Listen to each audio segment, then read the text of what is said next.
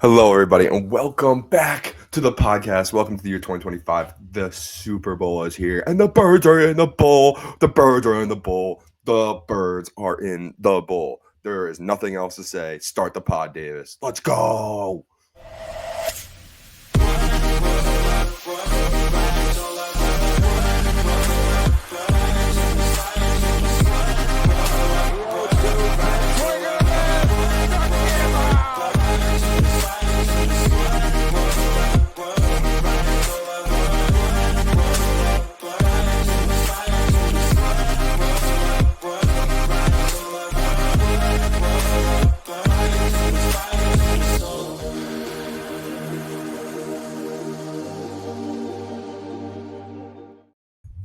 Davis, welcome back to the podcast.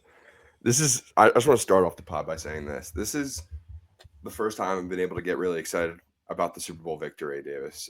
I was a little sick on Sunday. I was not feeling great. My whole family was sick, so everyone was excited, and the game was a little, not as climactic as some would say. So it was tough for me to really get the vibes going the last couple of days. Been sick, been busy, but Davis, we have gone on a little hiatus, but this is what we've been talking about. This is all we've been hoping for. This is everything we've been hoping for the last 2 years since the Eagles Chiefs last Super Bowl matchup. This has been honestly in the making since really the last Super Bowl victory. We knew we were going to get back here, but we knew we were going to get another Super Bowl victory soon. And Davis, I know the Chiefs are favored in this Super Bowl. I know that the Eagles lost last time, but the Eagles are the better team, in my opinion. And this feels like this could be an amazing matchup. I know everyone's not excited about the matchup, but I really like the Birds' chance. I love the fact that we're here against the Chiefs again. I think I talked to you about it last week and said I was a little nervous about it, but now that it's here, I love it. The Birds, the bowl. Absolutely. I mean, look, we obviously made it 2 years ago, and that started the three-peat chances for the Chiefs. They're now looking to be the first team to three-peat in NFL history. They're actually the first team in NFL history to even attempt a three-peat in a Super Bowl. No team that won back-to-back ever made it to the Super Bowl the third time. There's history on both sides of this. I mean, we're seeing Saquon Barkley. He is only about 35 rushing yards away from breaking the all-time regular season plus playoffs rushing record held by Terrell Davis, Super Bowl MVP, actually. This matchup is going to be unbelievable, in my opinion. Yeah. I mean, this is, like you said, this is the matchup that America probably didn't want. Yeah. But I think people are changing tides here, and I think people are actually really looking forward to this matchup the more they think about it, because let's be completely honest and unbiased here.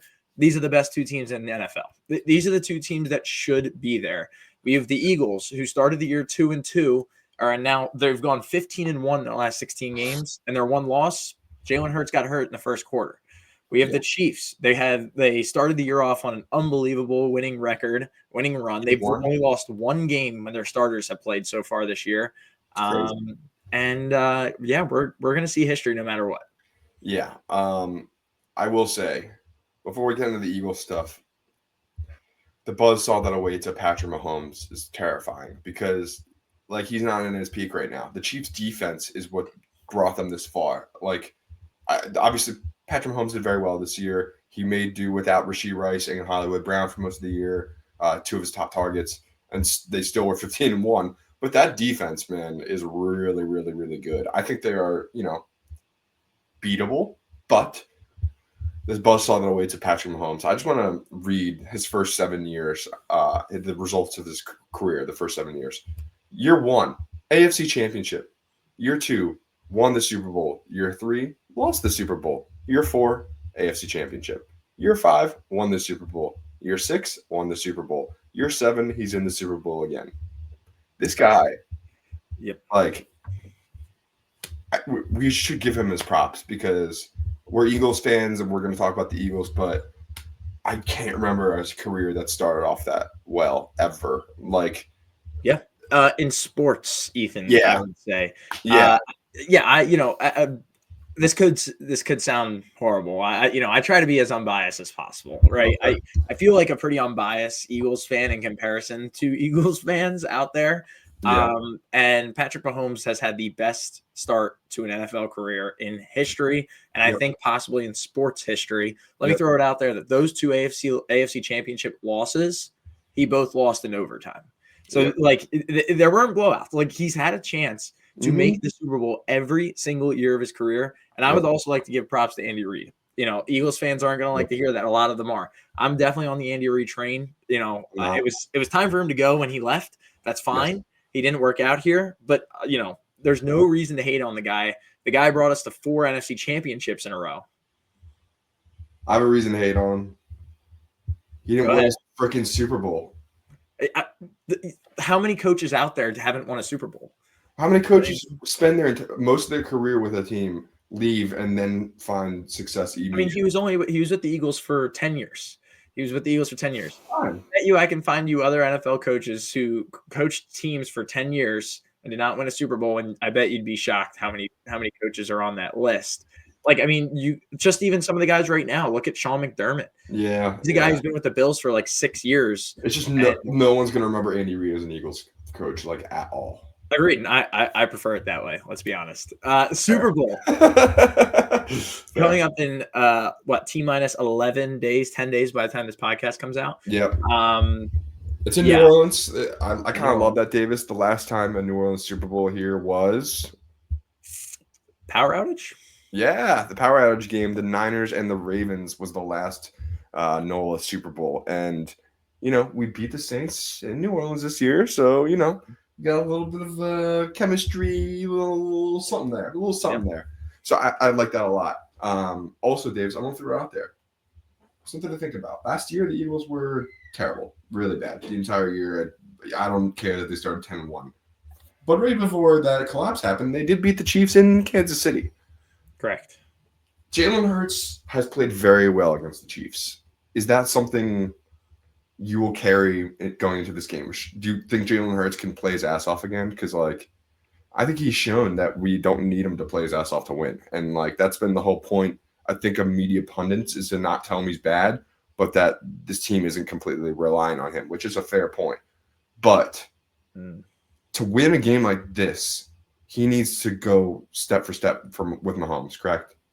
I'm gonna say doesn't need to outplay him. He needs to go step for step. I'm gonna say, yeah, he has to be a quarterback. But he hasn't shown a time in recent memory this year where he has had to do anything like that. You know what I mean? People made fun of him for throwing less than 300 yards in the first 2 playoff games that we had where we beat the Packers and the Rams, but we didn't need him to throw crazy. And the second game was the second half was a snowstorm. Yep. Not only that, Saquon Barkley's having an incredible run on the ground his last 3 games.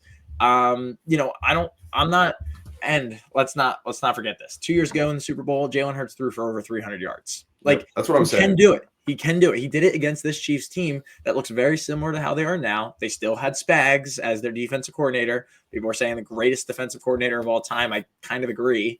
But maybe one of the best assistant coaches, period, ever. Yeah, absolutely, 100%.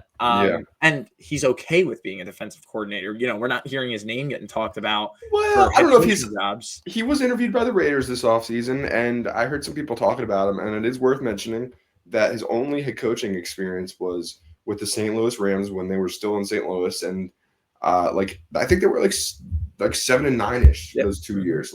He's not a bad coach. I think nobody did well with the St. Louis Rams team. So, I think they're very fortunate that one tenure didn't go well because let's just say the Raiders did hire him now. I think it might go well. I'm just saying. But he knows his place, and I want to throw that right back over to Jalen Hurts. He knows his place, and he is one of the best quarterbacks in the league to hand the ball off to his best running back and the best running back in the NFL. And I'm okay with that. You know what? Jalen Hurts is okay with that because we've known by the time he lost the Super Bowl 2 years ago, all he cares about is winning.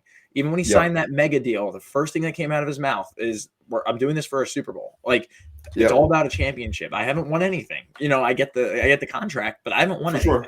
So I'm excited to see what we can do as an Eagles fan. I understand, in my opinion, we are the better team. We pound for pound, 22 man versus 22 man. We are the better team. But I completely understand why the Chiefs are favored in this game because they have a guy at the helm named Patrick Mahomes and Andy Reid coaching the team. Yeah, and it's just a couple stats for Hurts haters. First, an Eagles quarterback to reach 2 Super Bowls. Fifth quarterback ever to reach 2 Super Bowls before turning 27. Crazy. Good for him. NFL record 7 straight postseason games without an interception with at least 20 passing attempts. Yep. And the most postseason rushing touchdowns for a quarterback. This guy is not Cam Newton. He's not Lamar Jackson. He's not Joe Burrow. He's Jalen Hurts, and he's a winning quarterback. At the end of the day, that's it. He's a winning player. He had this pedigree at Alabama. Obviously, he didn't completely carry it over to Oklahoma, but like he was a winner in college. You just those national championships, like take that away. You can see that this guy was a winner. He took his spot back from Tua Tagovailoa. He made his own spot. Probably going to be the Heisman if Joe Burrow didn't go Super Saiyan like nuclear that season. I'm sorry, but like this guy is a winner straight up. So I am very, very excited because the stage is set, man. The stage is absolutely set for a banger game. Hopefully there are no flags looking at you, zebra refs, that get in the way this time because I just wanted to kind of also give you the opportunity to talk about flags and Mahomes and all that stuff right now because, I mean, that's been basically the topic of the postseason. It has been the refs, especially in these Chiefs games. Like that Texans game when he like flopped when he got pushed as he was going out of bounds and they called a flag on it. And They didn't call a flag. They didn't call a flag on that one. People, a lot of people think they did. They did not call a flag. I'm talking about the one where he flopped and did get a flag. Oh, the one, yes, the helmet contact. That was the flag. Yes, that one. That's the one I'm talking about. Like, there's been other instances where I think that's happened too in playoffs games since, and there were no flags. So, are you worried about the refs in this game? No, you can't be worried about them. No, you can't.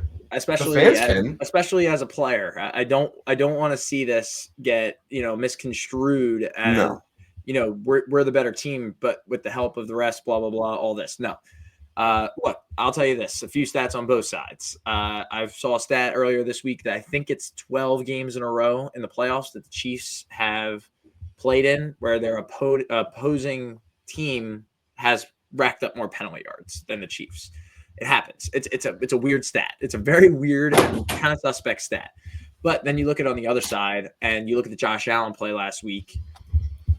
I'm going to tell you something that people don't want to hear. I don't think Josh Allen got that first down. Like, I'm going to be honest. His back was turned. Nothing is conclusive. Nothing was conclusive. So, I'm okay with certain some of the calls that have been blown out of proportion. I'm okay with being in the middle about, but yes, I agree. Mahomes is a smart enough quarterback. He knows what he's doing and taking hits on purpose in the field of play or whatever to rack up flags.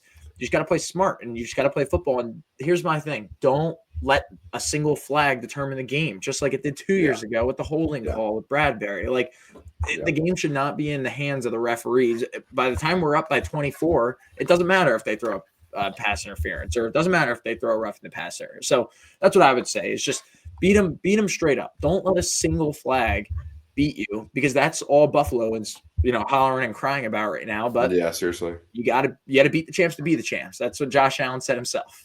Yeah, and there's something very poetic about the Chiefs going into New Orleans looking for the three-peat, and the Birds are back looking to avenge the opportunity to stop this from even starting. We should have beaten them 2 years ago, like you said. That flag should not have gotten in the way. We should have been able to get the ball with the last, minute of game clock remaining and possibly tie the game with a field goal. Brutal, brutal stuff. But this team around the edges is better. Shayshawn Barkley is our running back this time. He is so freaking good, man. Like, I can't just like put into words how powerful it is to have a running back, especially the position of running back that's been lost for so long. But to have a guy that's so good that you're like, he's going to break it every single time he gets handed the ball. And then not only are you just saying that to yourself, but he probably will. And like every single game he has one of these.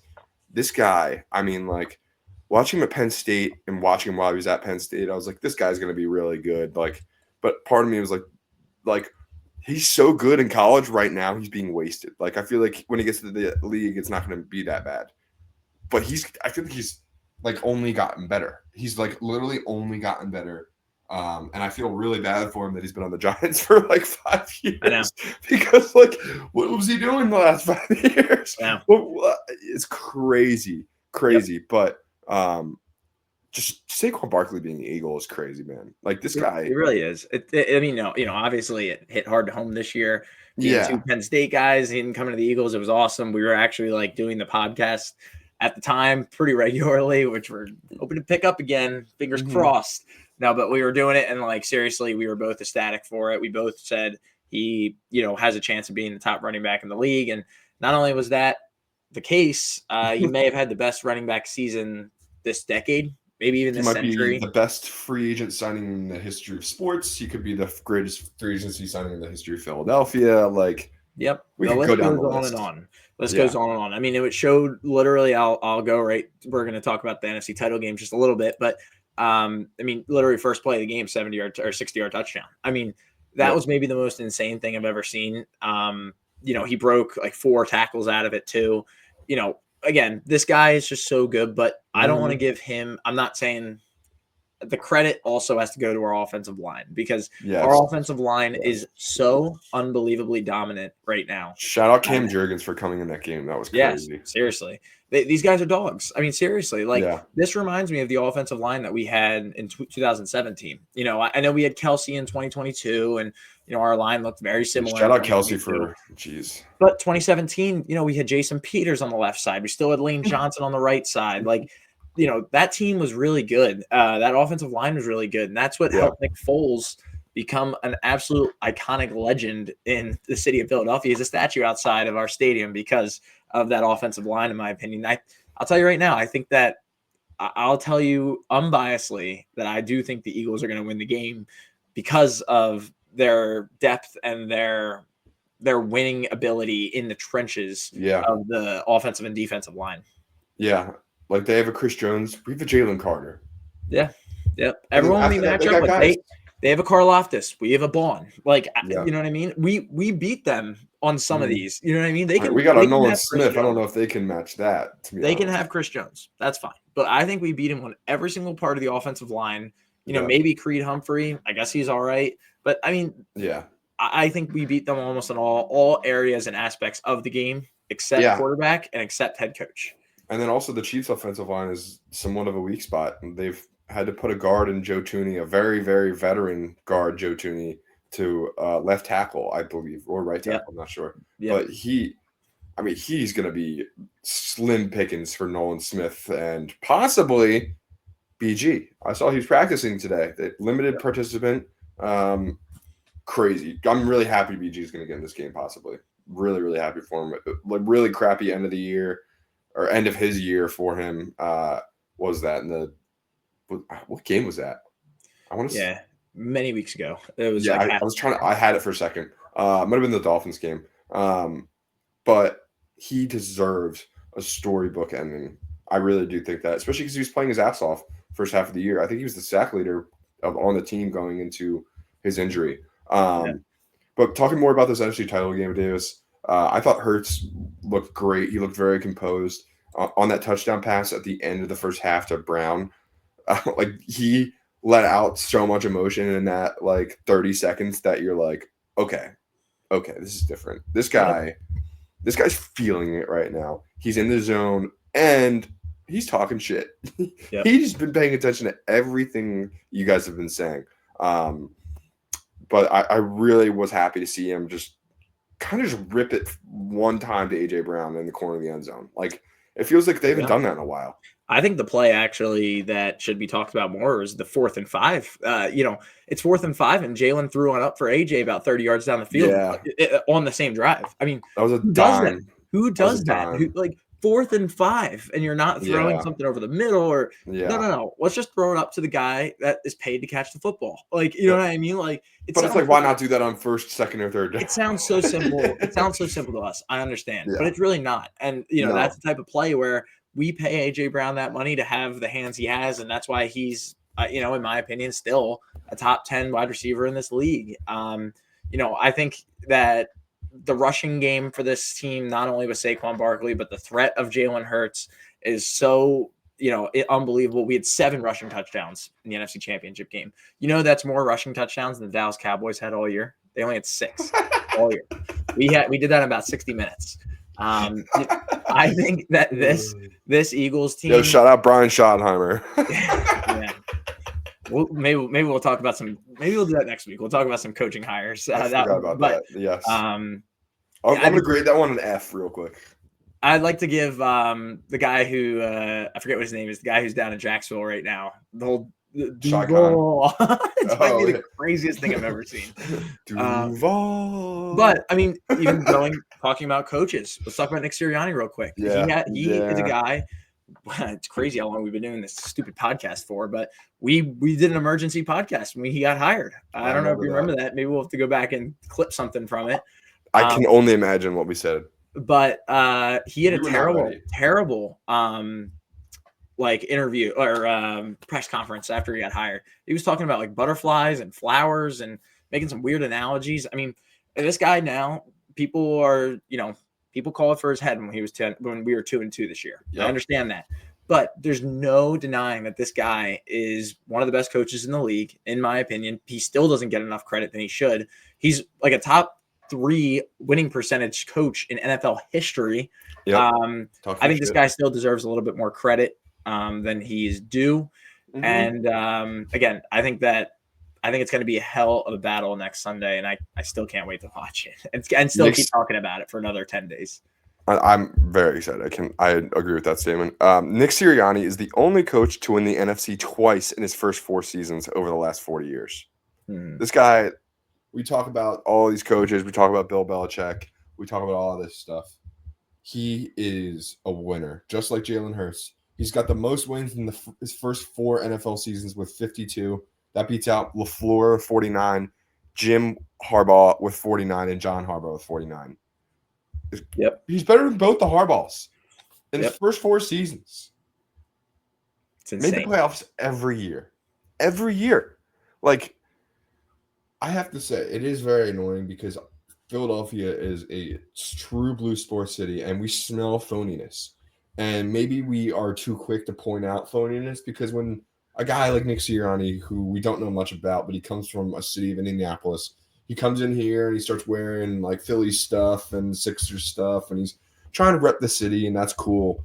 That maybe did that a little too soon. I think Philadelphia is just a city where it's just like, nah, that's ours. You can't take ours. How dare you take what's ours? That's not yours. So I think people probably jumped on him too quickly for that. His opening press conference wasn't great. Remember, he was stumbling a lot. The flower analogy you just brought up. Even going back to this year when he was talking crap to fans after they barely beat the Browns, who, by the way, have the 2nd pick in the draft. Just to put that in perspective, we almost lost to the 2nd worst team in the NFL. It happens. Not that bad. The Ravens lost to the Raiders, and that look at the Chiefs. Fucked them. Look at the Chiefs. They've won what? They've won now 17 one-score games in a row. Like, yeah, that's things crazy. Just happen. It's not a perfect game. Yeah, but just a couple things here and there that were like, I don't know, but I think it's time to put that all to rest. Yep. Nick Sirianni is a winner. He is a guy that we want on this team. It's annoying that he doesn't call plays. It's annoying that some people think that he doesn't do anything, which isn't the truth. It's just easy to yell that when we're not playing well. But you see the kind of quote from Cam Jurgens when he was sitting in his locker room after the game on Sunday, and they were like, why did you go in the game? Like, he was hurt. He had a bad back, but he was active, but didn't start.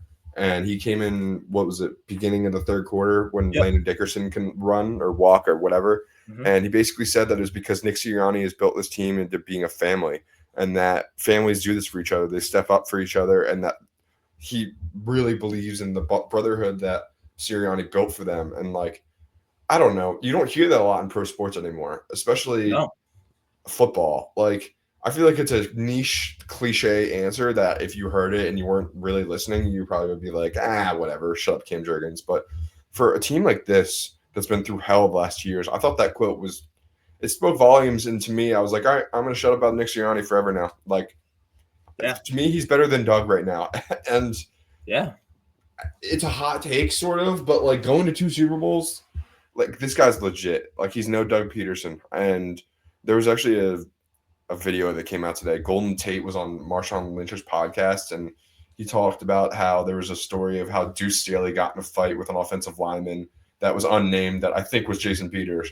But they basically talked about how like Doug was just like chuckling and letting stuff happen, and that maybe we didn't really understand the really bad traits of Doug Peterson. And maybe Doug Peterson is what we thought Nick Sirianni is this last year. Because look at him. He made the Jaguars a dumpster fire, and he had all the opportunity to make it a good situation. Absolutely. So Absolutely. I just want to, again, give Nick Sirianni his flowers because, I mean, I'm just trying to think, like, the Eagles haven't had this much team success ever in 5 years, ever. Like, might be something my kids are going to ask me about. Be like, Dad, what was it like that the Eagles went to 2 Super Bowls in like 3 years? Because we'd only gone to 3 before that ever, right? We lost in 1980, lost in 2004, and won in 2017. Yeah, so like truly an accomplishment. He's brought our team to like, I mean, it just doesn't matter in the NFL, but like the blue bloods in the NFL, the Eagles are a premier franchise now. Like if they weren't before, they are now. Like they're not, the Dallas Cowboys, but like they're pretty freaking close. We're getting there. Like the Eagles deserve a lot of respect as a franchise. Would we lose a lot of aura points if Jeffrey Lurie bought the Boston Celtics? Probably. I don't know if you saw that report. I did. But like Jeffrey Lurie and Roseman, like they're gonna get like inducted in the NFL Hall of Fame for this. Seriously, they have built such a beautiful culture in Philly that like you don't ever see this in pro sports. Yep. Look, I'll tell you this: winning cures everything. That is the mantra that I think seriously, us as casuals can live by, but also these guys who get paid millions of dollars for entertainment purposes, and putting a football over a white line for 6 points. Like seriously, like literally winning cures everything. And you can tell that it's cured this city because there's no way in hell if you told me or if I told you we were 2-2 earlier this year, people were calling for Nick Sirianni's head. People wanted to get a new starting quarterback in here. People were already worried about the contract we gave Jalen Hurts, that we would be on Broad Street after winning the NFC Championship game, in the droves and waves that people were. There's a lot of – I really don't want to get into some of the stuff that happened down there because I'm not a fan of it. But here's my also another. It's a little bit much for an NFC Championship win. We should be focused on the Super Bowl. Here's my point. That's all I'm going to say. Literally quoted by the legend and Philadelphia Eagles fan Kobe Bryant. Job's not finished. Like I don't know why people are so happy just yet. I was happy I was happy for 45 minutes. Between the 45 minutes of us winning the game and the Chiefs-Bills game starting, I was ecstatic and thrilled. And then I was saying, you know what? I'm watching this game. This Chiefs-Bills game, which was phenomenal. Maybe we'll get into next week because, there's still reasons to talk about that game. But watching that game saying, let's demolish whoever's going to win this game. Let's demolish both these teams. You know what I mean? It's going to happen. And, I think that those Eagles players, they had a great time. There was videos of Saquon Barkley ready to shotgun a Coors Light in the locker room, which I love. I saw that, yeah. But look, coming Monday morning, I bet you those guys were all dialed for the Kansas City Chiefs, and that's how this team rolls. They're hungry and they want to eat. And I think this Chiefs team is beatable. We've seen it all year, and people have been saying it all year that they're beatable. They've won 2 games on blocked field goals. They've won a game on a touchdown by the Ravens that was out of bounds by literally a toe to start the year. I forgot about that. There are so many instances where this Kansas City Chiefs team just, not by the help of the refs, I'm not saying that, they just lucked into wins. I will say it. They just lucked into wins. And I think their time, to go down is right here in New Orleans to this Eagles team, who I think is the best team in the NFL. By the way, Patrick Mahomes has only lost by double digits 4 times. Can it be a 5th time at the Super Bowl? Yeah, that's insane. Eagles minus 9.5. Book it. Speaking of some Super Bowl props, maybe some you want to lay a little coin on any of this. Yes, please go ahead. We've got some props here. I just kind of put up simple ones. Maybe we can go into a few go more in depth next week on some of this stuff, but I just threw up some Super Bowl MVP odds, some receptions odds, because I always think those are fun, and then touchdown odds, whether it be first touchdown, 2-time touchdown, or any time touchdown. The one thing that sticks out to me here, and I mean, this doesn't shock me. I mean, as an Eagles fan, as someone who looks at lines like this every single week for every single game, Saquon Barkley's minus 200 to score this week. I mean, honestly, I feel like that's not enough. Usually, it's I agree. It's usually minus 225. The one that I don't think is enough is Jalen Hurts at minus 105 after scoring 3 touchdowns last weekend on the ground. Also had 3 against the Chiefs in the last Super Bowl. Yep, he had 3 on the ground against the Chiefs last Super Bowl. I think that some of these touchdown odds are pretty good. The one, but then we can move on to maybe MVP.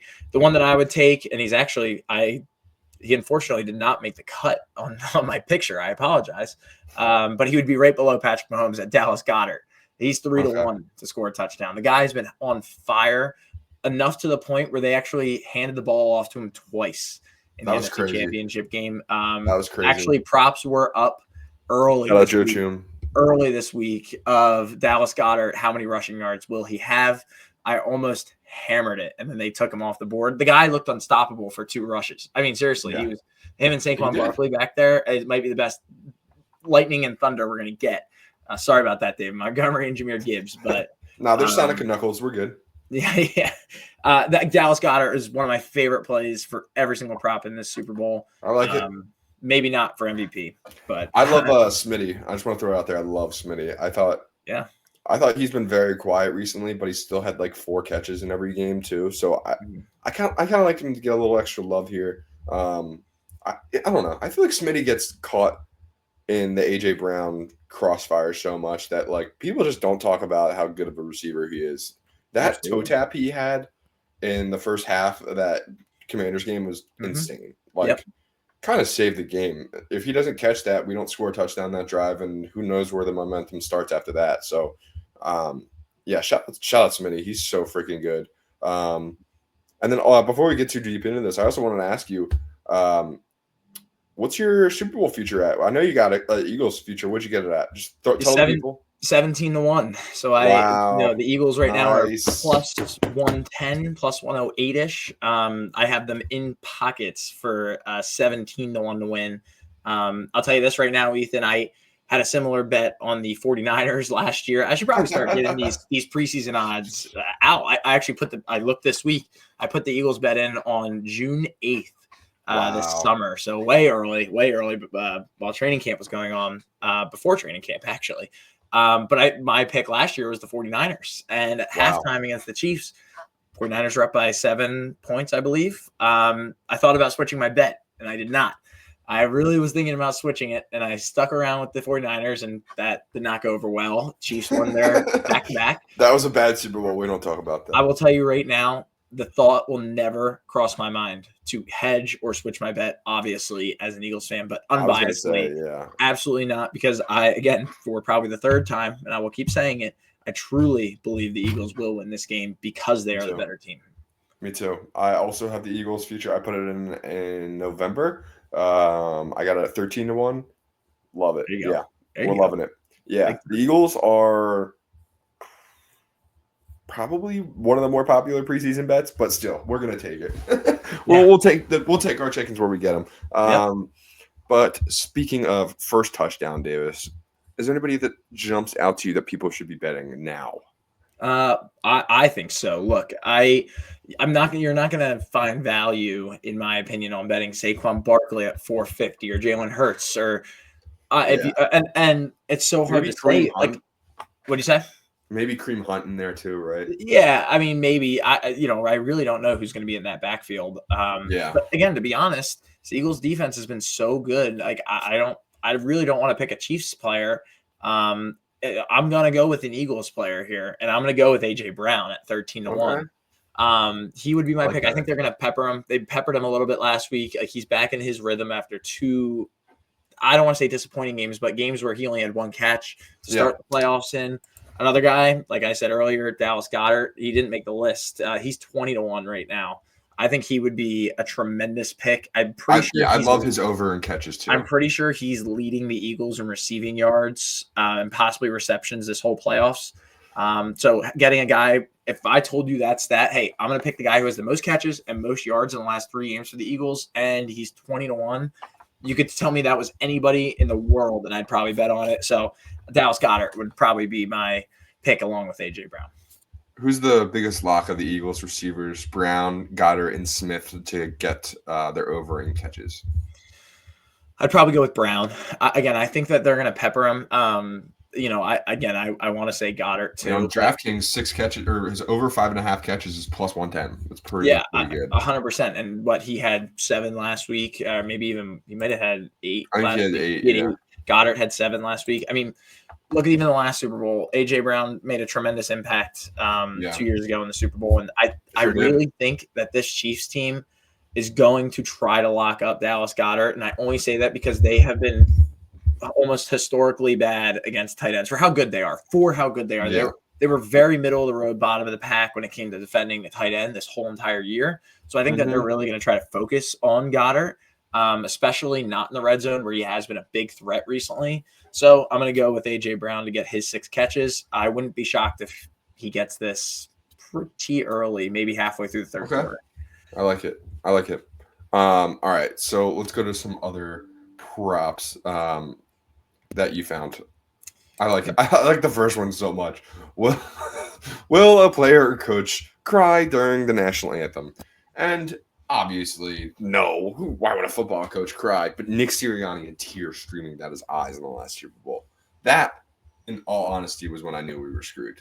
I saw him crying, and I was like, "Oh shit!" Come on, it was Stapleton. I was tearing up listening to that national. I still tear up listening to that national anthem. But like sobbing, like tears pouring down your face. It's his first Super Bowl. I bet you this. I bet you Nick Sirianni does not cry, but I bet you that someone does because he's been there now. That was his first Super Bowl. Like, what do you think the emotions are of you like literally? Yeah, I probably would cry too.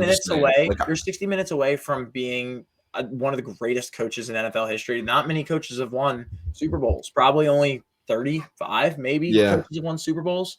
You're in an elite tier. A guy like me wouldn't get caught on national television like that.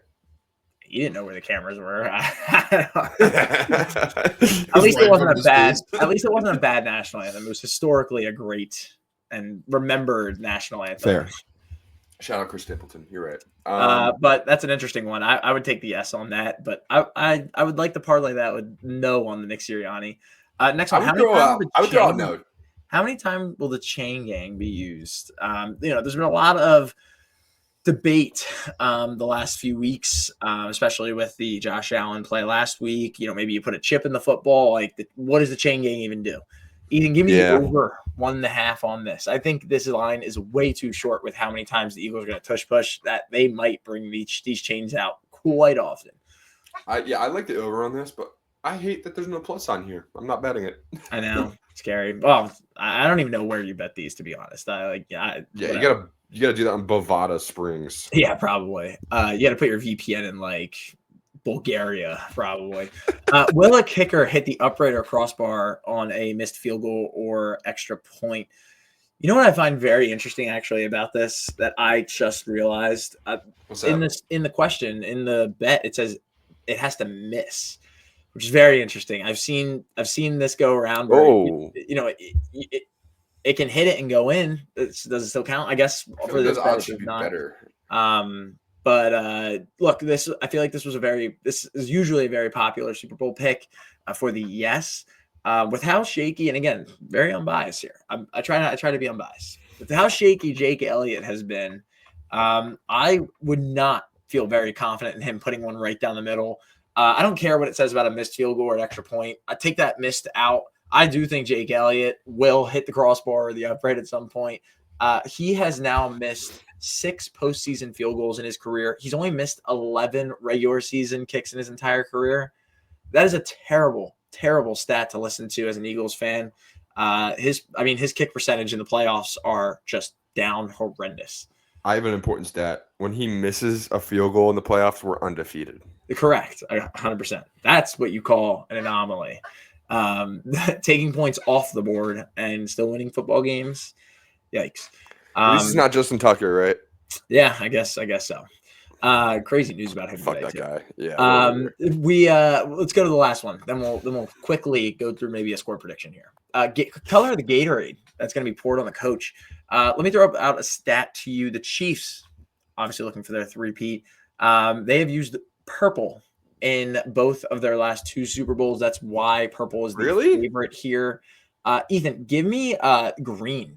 The Eagles, when they won the Super Bowl in 2017, I believe they used green. I have heard stats, and I'm serious. Podcasts I listen to, people I listen to, literally bet this stuff. I would never. We can't even bet it here in Pennsylvania or wherever. If you are betting this, call the number. Yeah, call the number. 1-888-GAMBLER. But crazy how you know that phone number off the top of your head. I'm just kidding. I was calling last night. Give me green at plus 220. Also, did Gatorade make a red, yellow, green flavor? No, I think they're meshing. 3 primary colors. They're just lumping into one. I don't know. I don't really know. That's a wild one. There's also halftime props out there on these weird websites like Kendrick Lamar. Will he sing over 10 and a half songs? Will he call a certified pedophile? Yeah, I'd put that at like minus $9 right now, especially since I heard Drake dropped his lawsuit against Kendrick Lamar. So Kendrick has full reign. I thought he filed a federal lawsuit. Drake dropped it. About today? No, like a few days ago. Drake was also going to sue the NFL, I think, if Kendrick played that song, and it's dropped. So Kendrick, again, his full, it is factual. He has full reign to do whatever and say whatever he wants, basically. Jesus, man. We'll see.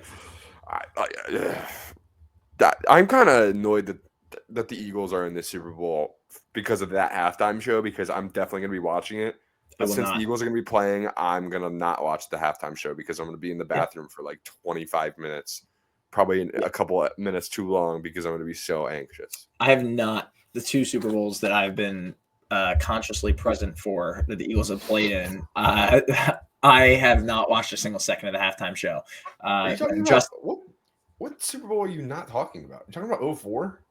Yeah, I was 3. That's true, I guess. What, you think you're all cool because you're almost 5? Like, look at you. I had a T-shirt that I remember. Come on, freaking 5. Yeah, Jesus. Big 5. Yeah, I didn't watch any of the halftime shows. I'd put Davis at watching a second of the halftime show at like plus $4 right now. Feel free to take that. Text me if you want to take it. I'll take money for it.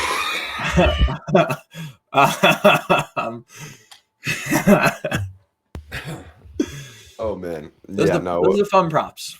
Yeah, no, they're fun props. I like it. And then our last slide. Are we gonna do score predictions today? I think let's keep it on the edge of our seat. Let's talk about it next week. Let's give a score prediction next week. We've done. I think we've covered a lot today. Yeah, we covered a lot. We will definitely get the score predictions next week. But Davis, I told you I wanted to keep this podcast shorter, but like, man, I'm just so pumped about the Birds, man. The Birds are the bull again. I know. Let's fucking go. I'm trying to hold my emotions. Like, it's been really difficult. Like, even on Tuesday, I was at work and texted my dad and just said, I was literally walking to work at like 9 o'clock. And I was like, dude, it's so crazy. The Eagles have been stuck on my mind the last 2 days. And I am way too overly confident in this game already. And he basically texted me back and he was like, you got to chill out. Like we're still like 13 days away. And I was like, I know. I'm just saying. Dave is right. Listen to Dave. I know. He's been there before. A few times. He's been here before. But I want blow the whistle stuck in all of your heads for the next week. I am absolutely locked into this game. I mean, there's not much that can deter me off the path of thinking about destroying Patrick Mahomes in the Super Bowl. Yeah, it's time. Let's end this guy's career. Like, let's not let this guy get back to another Super Bowl. You know what I mean? Well, that's not really our choice. The Bills got to figure something out, but let's just beat him every year in the Super Bowl. Yeah, not good. Shout out Josh Allen. Don't watch the Sinners trailer, Josh. Don't watch it. Yeah, or not, or don't shout out Josh Allen winning a big game in your life. That was pretty harsh. Sorry. Sorry. Yeah. All right, we'll see you guys next week. Yeah. Go Birds! Go Birds!